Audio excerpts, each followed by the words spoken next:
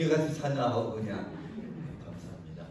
예, 저쪽 빌라가 붙어가지고 문을 닫았는데 제가 설교를 조근조근 할 테니까 좀 열고요. 더우시니까 설교 끝나면은 얼른 닫아주시기 바랍니다. 예, 붙어 있어서 찬양할 때는 옆에 분들에게 좀 소리에 커서 문을 닫았습니다. 오늘 오신 분들 또 인터넷으로 예배하시는 모든 분들 다 환영합니다. 우리 눈으로 한번 인사하겠습니다. 사랑합니다. 축복합니다. 네, 감사합니다. 예, 오늘 본문의 말씀 가지고 오늘 이제 성령 강림절입니다. 오순절이라 하는데 오늘은 만인 선지자직이란 제목으로 하나님 말씀 증거하겠습니다. 여러분 기독교의 3대 절기가 뭡니까? 성탄절이 있고요. 부활절이 있고요. 바로 이 오순절, 성령 강림절이 기독교의 3대 절기입니다. 그런데 가만히 보니까 성령 강림 주일에 대해서 우리가 좀 소홀한 것 같아요. 성탄절이 되면은 뭐 전야제도 하고 장식도 하고 행사도 합니다. 부활절 날은 계란을 나눠주고 칸타타를 하고 여러 가지 뭐 또 행사합니다. 근데 저도 어렸을 때부터 교회 다녔는데 성령 강림 주일날 뭐 하는 걸 못 봤어요. 뭐 장식을 하는 것도 아니고 뭐 다른 어떤 행사가 없습니다. 그래서 제가 오늘 가만히 이 말씀 준비하면서 성령님 죄송합니다. 다른 날은 우리가 잘 지키는데 성령 강림주일은 그냥 타이틀로만 지키지 어떤 뭐 행사를 하는 것도 아니고 좀 소홀하게 우리가 지내지 않았나 생각됩니다. 3대 절기가 아닌 어린이날, 어버이날 혹은 추수감사주일도 선물도 하고 떡도 하고 뭐 여러 가지 하는데 이날에 대해서 우리가 좀 소홀하지 않았나 거듭 생각해 봅니다. 사실 그 유럽에서는요 이 성령 강림주의를 굉장히 중요하게 여겼습니다. 기독교의 3대 절기이기 때문에 대부분의 유럽에 있는 나라들이 이 성령 강림주일이 끝나는 월요일 날을 휴식합니다. 그날은 국경일로 지켰고요. 이 프랑스 같은 나라는 프랑스 혁명이 있기 전에는 이 한 주일, 일주일 전체를 휴일로 지킬 정도로 이 날을 굉장히 중요하게 여겼습니다. 특별히 성령 강림 주일은 뭐라고 했냐면은 화이트 선데이라 했습니다. 성령 강림 주일이 성령으로 세례받는 날이기 때문에 이날에 보통 세례를 많이 받았습니다. 세례 받을 때 흰 옷을 입고 와서 화이트 선데이라고 하기도 했습니다. 제가 이제 성령 강림 주일날 설교를 뭐랄까 고민을 많이 했습니다. 그래서 한 2주 전부터 고민해서 원래 제 계획은 성령의 열매, 갈라디아서 5장 22절에 있는 성령의 열매를 하려고 본문도 또 여러 가지 자료도 준비했는데 여러분이 너무 많이 들어보신 말씀이고 잘 알고 있는 말씀이라서 무엇인가 좀 새롭게 성령에 대해서 좀 새롭게 말씀을 증거할 게 없을까 고민하고 자료를 찾다가 오늘 이 말씀을 준비했습니다. 아마 만인 선지자직이라는 이 용어를 처음 들어보신 분들이 많이 있을 겁니다. 저도 처음 들어봤으니까요.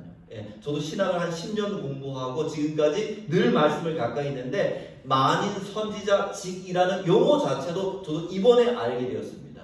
너무나도 새로웠고 또 이게 의미가 있는 것 같아서 제가 연구하고 또 준비해서 말씀을 증거하게 되었습니다. 자, 이 만인 선지자직이 무엇인지 제가 설명드릴 텐데 오늘 설교는 예화도 없고 간증도 없습니다. 조금 딱딱합니다. 성경을 좀 많이 찾아볼 텐데 여러분들은 성숙하셔가지고 좀 딱딱한 말씀이지만은 잘 여러분들 이해하실 거라고 생각이 됩니다. 오늘 우리가 읽은 사도행전 2장은 성령께서 처음으로 모든 사람들에게 임하신 그런 역사적인 사건입니다. 구약에는 개인에게는 임했지만 이렇게 모든 사람 만민에게 임한 적이 없습니다. 성령께서 이렇게 임하셨습니다. 자, 쉽게 설명드리면은 성령께서 언제 임하셨습니까? 오순절날. 예수님이 부활하시고 50일째 되는 날에 임하셨습니다. 그러니까 예수님이 부활하시고 40일 동안 세상에 계셨고요. 40일째 승천하시고 너희들 좀 기도해라 할 때 마가의 다락방에서 열흘 동안 기도합니다. 그러니까 50일이 지난 다음에 성령이 임하셨습니다. 어디 임하셨습니까? 마가의 다락방. 예수님께서 최후의 만찬하신 마가의 다락방에 임하셨습니다. 누구에게 임하셨습니까? 거기서 기도하는 120명의 성도에게 임하셨습니다. 어떻게 임하셨습니까? 불로써, 성령 우리가 각 사람 위에 불로써 임하셨다라고 기록하고 있습니다. 그래서 우리가 성령을 불같은 성령, 비둘기 같은 성령, 바람 같은 성령, 혹은 이슬 같은 성령이라 말합니다. 그러나 성령은 불도 아니고 바람도 아니고 비둘기도 아닙니다. 성령은 하나님이신데 보이지 않으니까 우리가 좀 쉽게 이해하도록 불같은 비둘기 같은 성령이라 말합니다. 성령은 우리와 똑같은 인격체이십니다. 성령은 하나님이십니다. 성령님은 감정이 있습니다. 제가 2년 전인가 전도하다가 여호와 증인 만나서 전도를 하는데 여호와 증인은 성령을 믿지 않습니다. 성령을 그냥 에너지 같은 걸로 여깁니다. 제가 성령 말씀을 딱 찾아놓는데 오늘 에베소서 4장 30절 말씀 제가 찾아줬습니다. 하나님의 성령을 근심하게 하지 말라. 근데 그 말씀을 처음 본다는 거예요. 그러면서도 믿지 않습니다. 여러분, 우리들이 근심할 때가 있죠. 자녀들 때문에 근심하고, 사업 때문에 근심하고, 요즘 코로나 때문에 근심합니다.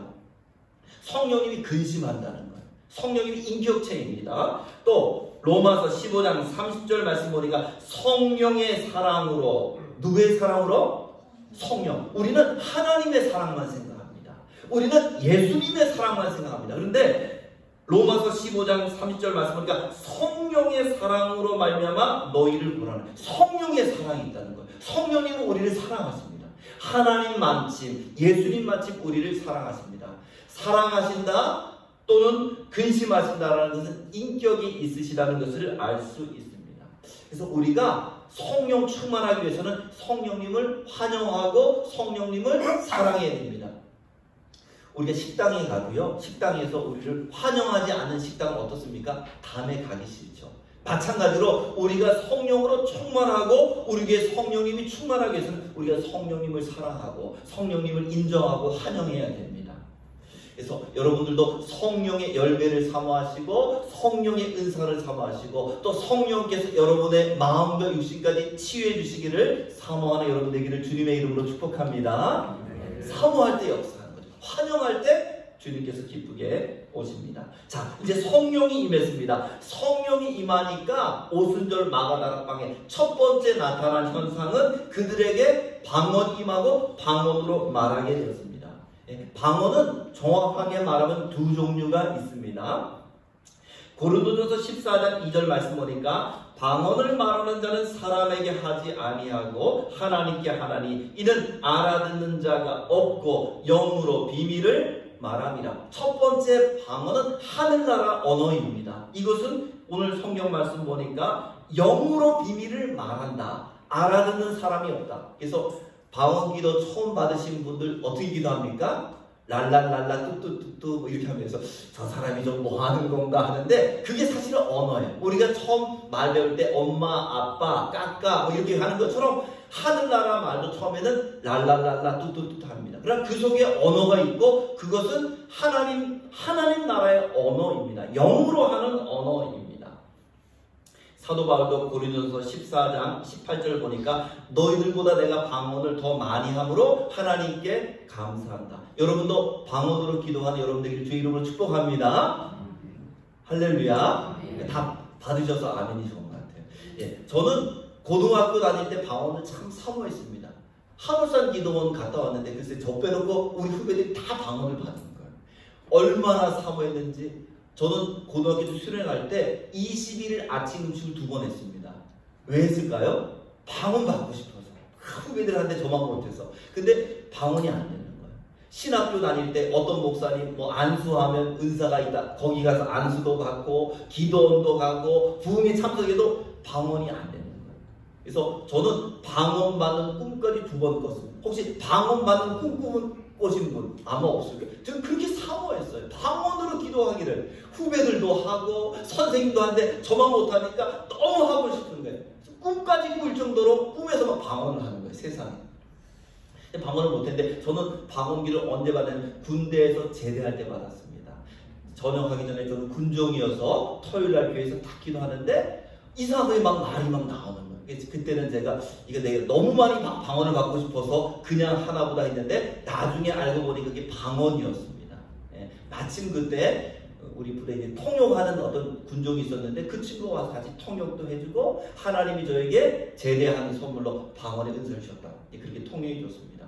그리고 이제 제가 교회에서 부대로 오는데 세상에 제가 태어나서 주님 만났을 때 그렇게 기뻤고요. 방언 받았을 때 저는 너무 기뻤어요. 아마 쉽게 받으신 분들은 그런 기쁨이 없을 텐데 저는 금식도 했고 꿈을 꿀 정도로 그렇게 사모해서 받기를 사모했는데 글쎄 방언이 나오니까 방언으로 찬양도 되고 방언으로 기도도 되고 이게 한국말인지 무슨 어느 나라 말인지 모르는 말이 쫙 나오는데 저는 그냥 부대로 걸어오는데 이게 무슨 구름 위를 걸어오는 것처럼 그렇게 기뻤습니다.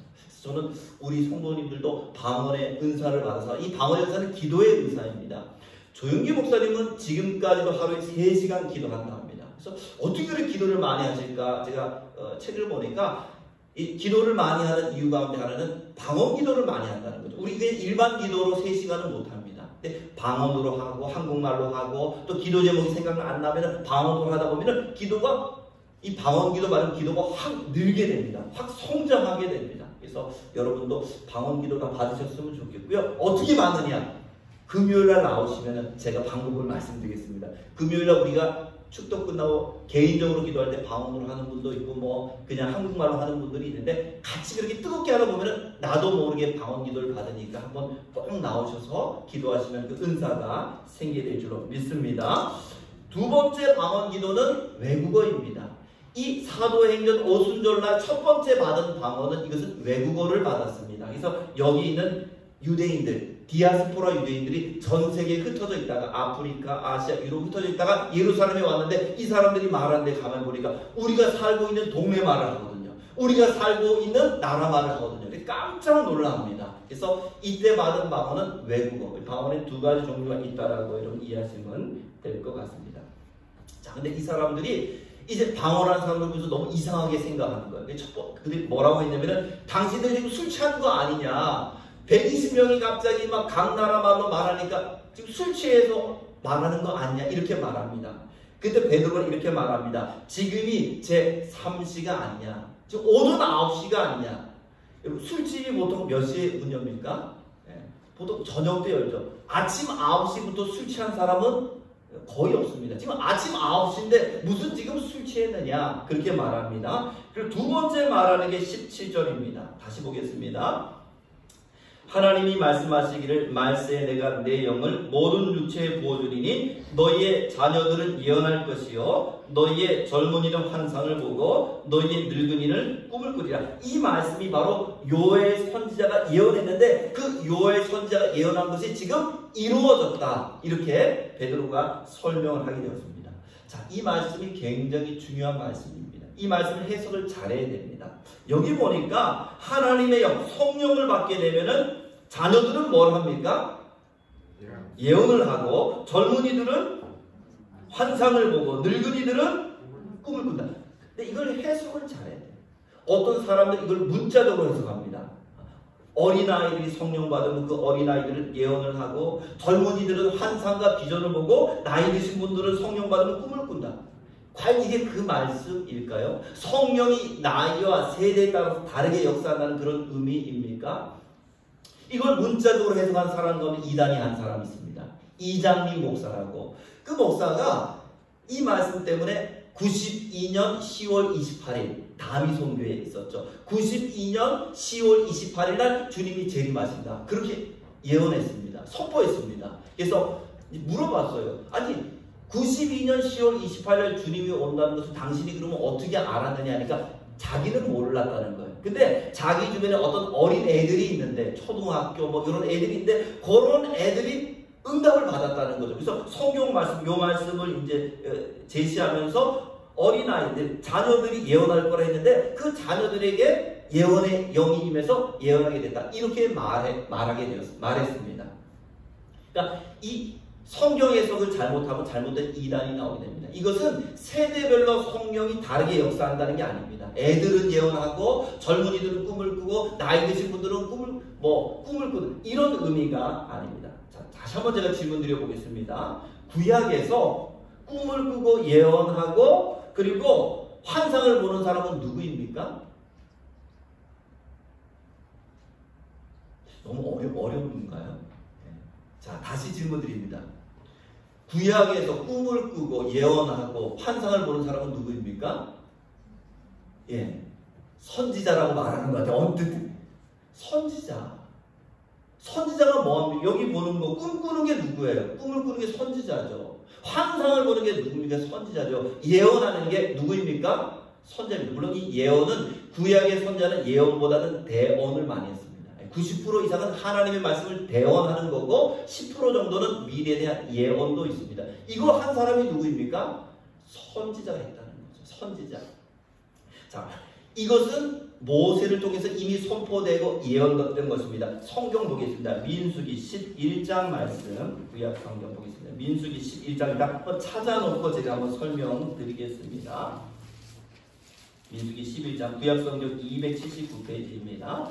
예, 이 민수기 11장의 내용은 어떤가 하면은 이스라엘 백성들이 고기를 먹지 못해서 불평합니다. 애굽에 있을 때 우리가 고기도 잘 먹고 삼겹살도 잘 먹고 했는데 광야에 있으니까 만나밖에 없다.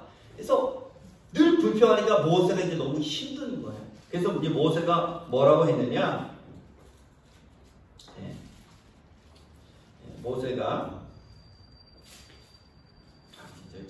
저 혼자 신명기 민수기 11장 모세의 한 말이 뭐냐면은 15절 말씀 보겠습니다. 주께서 내가 이같이 행하실진대 구하옵나니 내게 은혜를 베푸사 즉시 나를 죽여. 지금 모세가 뭐 해달라는 거예요? 나를 죽여주십시오. 어떻게? 즉시. 엘리야도 하나님 차라리 나를 죽게 해달라고 기도했고 욥도 그랬고 오늘 보니까 모세도 즉시 나를 좀 죽여주십시오. 너무 힘듭니다.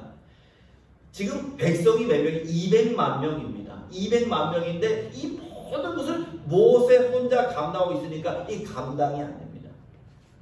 여의도 순복음교회 부목사가 몇 명인지 아십니까? 여의도 순복음교회 부목사 500명입니다.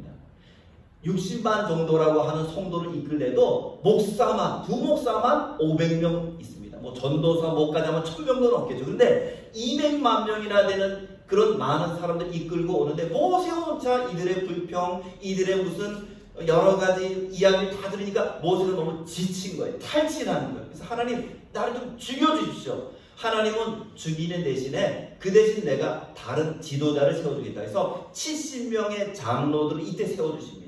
장로를 부르면 내가 너에게 줬던 영을 그들에게 주어서 그들도 하나님의 영으로 충만하고 하나님의 영으로 일할 수 있도록 그들을 세워주겠다. 그들을 해막으로 불러라 이렇게 말합니다. 그래서 모세가 70명을 해막으로 부릅니다.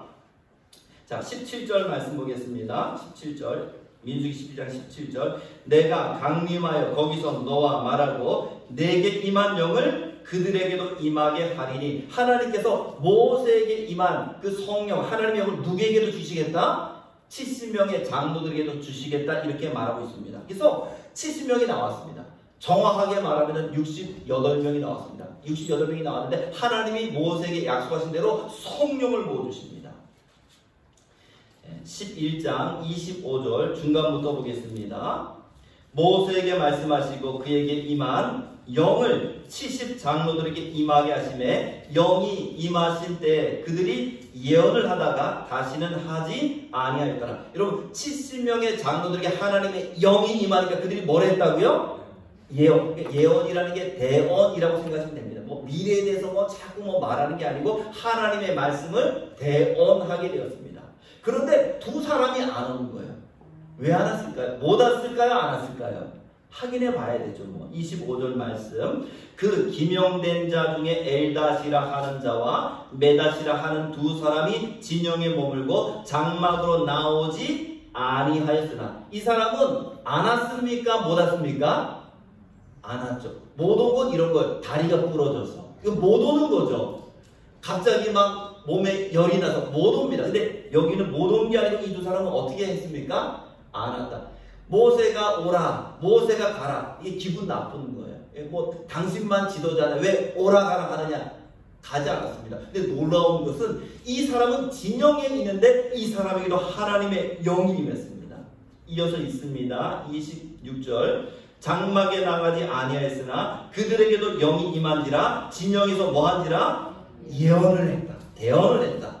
자, 이 모습을 본 여호수아가 좀 속상했습니다. 모세의 리더십을 인정하지 않고 모세가 오라 했는데도 오지 않은 그들에게 하나님의 영이 임하니까 모세에게 달려가서 저들은 예언하지 못하도록, 저들은 대언하지 못하도록 좀 제지해 주십시오라고 말했습니다. 그때 모세가 한 유명한 말씀이 있습니다. 자, 29절은 같이 읽어야 되겠습니다. 시작. 모세가 그들에게 이르되 내가 나를 두고 쉬게 하느냐? 여호와께서 그의 영을 모든 백성에게 주사 다 할렐루야. 하나님의 영을 주어서 그 모든 백성이 앞으로 뭐가 되기를 원한다고요? 선지자가 되기를 원한다. 그래서 이 모세의 선포, 모세의 예언이 사실은 사도행전 2장에서 이루어지게 된 것입니다. 하나님의 영이 임하면 하나님의 대언자가 되게 됩니다. 그럼 모세만 말했느냐? 그게 아닙니다. 성경 한 군데 또한 봐야 되겠습니다. 예레미야 31장 말씀. 예레미야 좀 찾아보겠습니다. 예레미야 31장.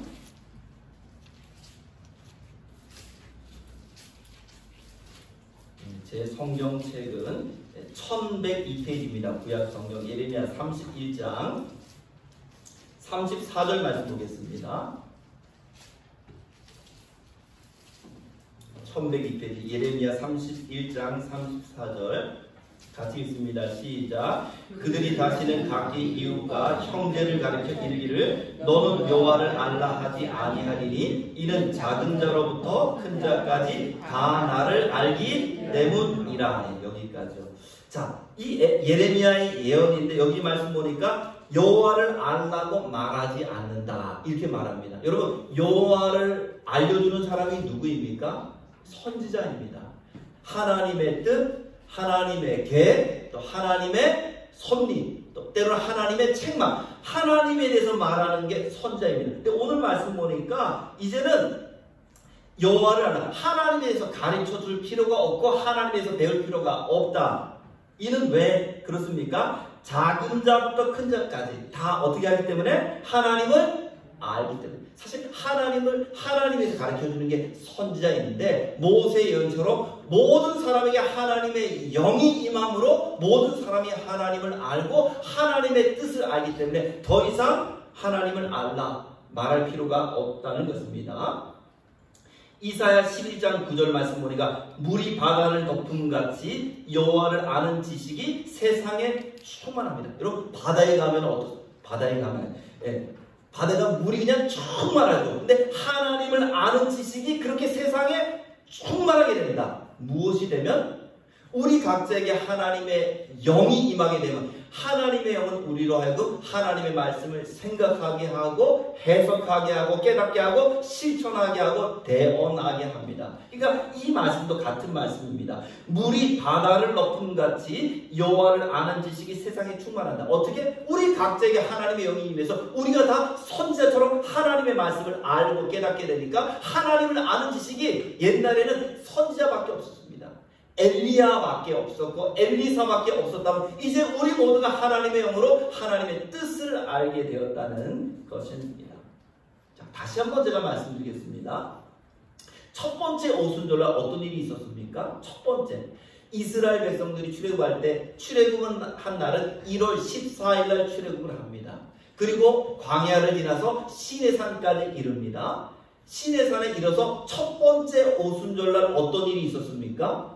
3일 동안 이스라엘 백성들이 자신의 옷을 씻고 정결하게 한 다음에 딱 50일째 되는 날에 하나님께서 시내산에 임재하셨습니다. 그리고 백성에게 말씀하셨습니다. 그게 첫 번째 오순절입니다. 첫 번째 오순절날 하나님이 임재하시고 하나님이 백성에게 말씀하셨습니다. 사도행전 2장도 마찬가지입니다. 사도행전 2장은 오순절날 누가 임하셨습니까? 성령이 임하시고 성령이 거기 있는 120명을 통해서 하나님을 대언하도록 하셨습니다. 예수님도 성령에 대해서 말씀하셨습니다. 요한복음 14장 26절 보혜사 곧 아버지께서 내 이름으로 보내시는 성령 그가 너희에게 모든 것을 가르치고 내가 너희에게 말한 모든 것을 생각나게 하리라. 성령이 오시면 어떻게 한다고요? 성령은 가르치고 모든 것을 생각나게 한다. 그러니까 성령은 말씀의 영입니다. 말씀을 읽고 말씀을 해석하고 말씀을 대언하게 하신다라고 말씀하고 있습니다. 자, 사도행전에 성령의 역사가 나타났을 때 그 다음에 어떤 현상이 나타났을까요? 사도행전 6장 7절 말씀 보니까 하나님의 말씀이 점점 왕성하여, 성령으로 충만하게 됐는데 뭐가 왕성해졌습니까? 말씀이 충만해졌습니다. 하나님의 영이 임하시니까 하나님의 말씀이 충만하게 되었습니다. 사도행전 6장에 나와 있는 대표적인 사람이 스데반 집사입니다. 스데반 집사는 칭찬 듣는 사람이었고 하나님의 성령과 지혜가 충만한 사람이었다 이렇게 말씀하고 있습니다. 근데 여러분 사도행전 7장은 무엇입니까? 스데반의 설교입니다. 저는 깜짝 놀랐어요. 직분은 요즘으로 하면 안수 집사님입니다. 스데반 집사님. 근데 사도행전 7장에 스데반의 설교를 보십시오. 조 목사보다 더 잘하는 거예요. 저는 이 원고를 준비해도 틀릴 때가 있고 빠뜨릴 때가 있고 뭐 실수할 때가 있는데 사도행전 7장은요 원고 없이 하는 설교예요. 스데반의 설교입니다. 어떤 설교를 합니까? 구약 전체를 한 장으로 요약합니다. 아브라함, 이삭, 야곱, 요셉부터 모세와 출애굽, 다윗과 솔로몬까지 그리고 구약의 백성들이 하나님을 섬기지 않은 것 또 예수님이 오셨지만은 그 예수님을 영접하지 않고 죽은 거에 대해서 이 스데반이 그들을 책망합니다. 이것을 구약에 누가 했던 것입니까? 선지자가 하는 일이에요. 하나님의 말씀을 대언하고 하나님 뜻대로 살지 않는 백성들을 책망하는 게 선지자가 하는데 지금 직분은 스데반 집사님이지만 하는 일, 하는 행동은 선지자가 대언하는 것처럼 그렇게 대언합니다.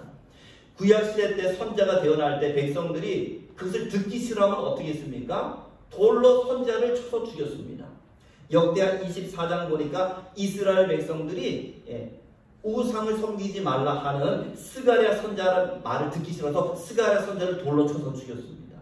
여기도 마찬가지입니다. 스데반 집사님의 설교를 듣기 싫어하니까 그들이 어떻게 합니까? 구약의 선지자들을 돌로 친 것처럼 스데반을 돌로 쳐서 죽이는 것을 볼 수 있습니다. 다시 한번 생각해 보겠습니다. 우리는 예수 그리스도라 말합니다. 그리스도란 말은 직분입니다. 예수님은 그리스도다. 그리스도란 말은 기름 부음을 받았다라는 뜻입니다. 기름 부음 받은 사람은 딱 세 종류밖에 없습니다.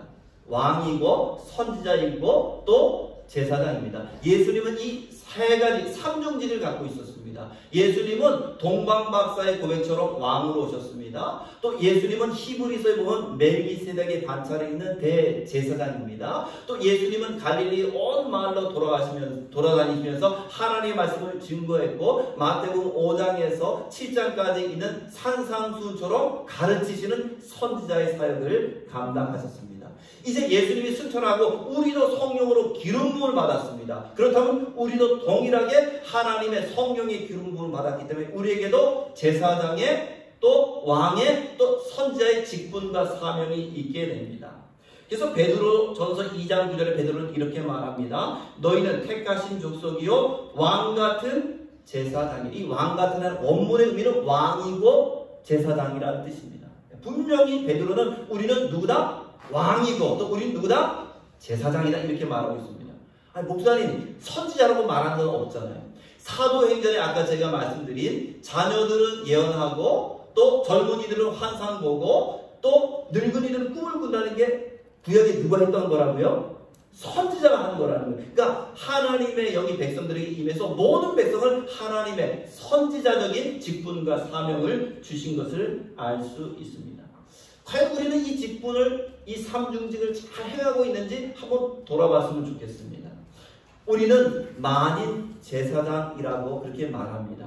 종교개혁 때 이것을 주장했습니다. 카톨릭에서는요 성찬식 할 때 보면은 이 포도주는 사제만 먹습니다.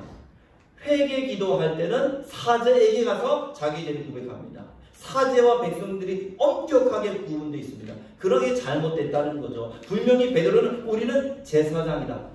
누구든지 하나님 앞에 나아갈 수 있습니다. 사제를 통해서만 회개하는 게 아니고 여러분 각자 나오셔서 기도하시고 예배할 수 있습니다. 여러분들에서 여러분들이 만인 제사장인데 여러분들도 기도의 사명을 잘 감당하시길 바랍니다. 제사장은 축복하는 게 제사장이에요. 제사장은 저주하는 건 없습니다. 서로를 축복하고 기도하고 예배하는 여러분 되었으면 좋겠고요. 두 번째, 우리는 왕직이 있습니다.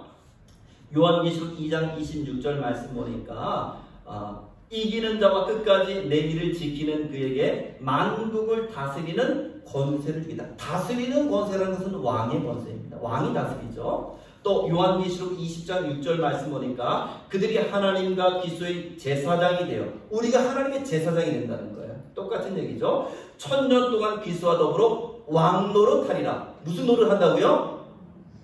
잘 안 들립니다. 귀가 좀 먹어. 무슨 노릇 한다고요? 왕 노릇 한다. 1000년 동안.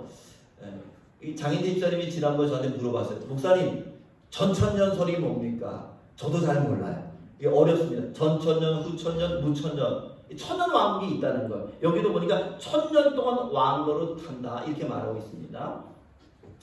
현재 청진에 계신 분, 교수님은 두 가지를 다 주합니다. 전천년과 무천년. 전천년이 뭐냐면은 예수님이 이 땅에 임하시고 재림하시고 또 1000년 동안 우리가 이 땅에 살다가 1000년 지난 다음에 다시 천국에 간다는 거예요. 이게 전천년입니다. 옛날에 우리 교수님이 그렇게 말합니다. 근데 저는 무천년주의자입니다. 그런 게 없다는 거죠. 이 천년이라는 거 저는 이제 상징으로 봅니다. 주님이 재림하는 동시에 모든 것이 심판이 이루어진다 믿습니다. 그래서 총신에는 두 가지 입장은 다 있습니다. 저는 무천년주의자입니다. 그래서 1000년 동안 왕노릇하는 게 진짜 이 땅에서 우리가 1000년 동안 또다시 지내는 게 아니고 상징적인 기간이라고 생각됩니다. 그래서 우리는 이 땅에서 지금 왕으로서 살고 있고 다스리고 있고 통치하고 있습니다. 우리 분명히 왕직이 있습니다. 그러나 이 왕직은 다른 사람을 누르는 것은 아닙니다. 예수님께서 섬기시면서 다스린 것처럼 우리들도 마찬가지로 섬기면서 다스리는 겁니다. 가정을 섬기며 다스리고 교회를 섬기며 다스리고 또 우리가 있는 직장도 마찬가지입니다. 섬기며 다스리는 우리는 왕입니다. 세 번째, 우리는 만인 선지자. 우리는 선지자로 부름을 받았습니다. 제가 이 만인 선지자를 배워본 적이 없어요. 제가 신학을 10년 했지만. 근데 제가 성령론에서 공부하다가 어떤 한 논문을 봤습니다. 계신데 손석태 총장님, 이분은 세계적인 구약학자입니다. 그분이 이걸 딱 말하는 거예요. 종교개혁자들이 만인 제사장에 대해서 말했는데 이제는 만인 선지자식이 회복돼야 된다. 저는 처음 듣는 단어예요, 솔직히. 그래서 이게 무슨 의미인가 하고 봤더니 이런 문맥 속에서 이런 의미가 있다는 것을 제가 알게 되었습니다. 예수님께 승천하시면서 이렇게 말합니다. 마태복음 28장 19절 20절 그러므로 너희는 가서 모든 민족을 제자로 삼아 아버지와 아들과 성령의 이름으로 세례를 베풀고 내가 너에게 분부한 모든 것을 가르쳐 지키게 하라. 예수님이 마지막 승천하기 전에 우리에게 어떤 사명 주셨습니까? 다른 사람에게 가르쳐라. 그들을 제자로 삼으라 이렇게 말했습니다. 가르치는 게 바로 선지자의 사명입니다. 하나님의 뜻을, 하나님의 계획을, 하나님의 관해서 가르치는 게 선지자 사명인데 우리에게 그 직분과 사명을 주셨다라는 그런 말씀입니다.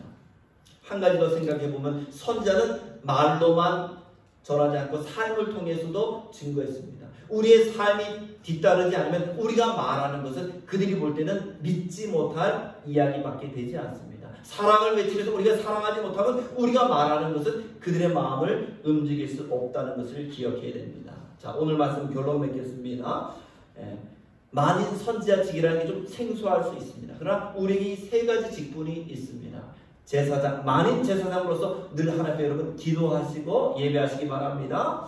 만인 왕의 직분을 받으신 여러분들 가정과 교회와 여러분 직장을 잘 다스리고 섬기시기 바랍니다. 만인 선지자직을 받은 여러분들 하나님의 말씀을 대언하고 증거하고 가르칠 수 있는 저와 여러분 되기를 주님의 이름으로 축복합니다. 기도하겠습니다. 하나님, 만인 제사장으로서 기도의 사명을 감당하게 하시고 만인 왕직으로서 가정과 교회를 직장을 잘 다스리고 섬기게 하시고 만인 선지자로서 하나님의 말씀을 대언하게 하여 주시옵소서. 예수님의 이름으로 기도합니다. 아멘.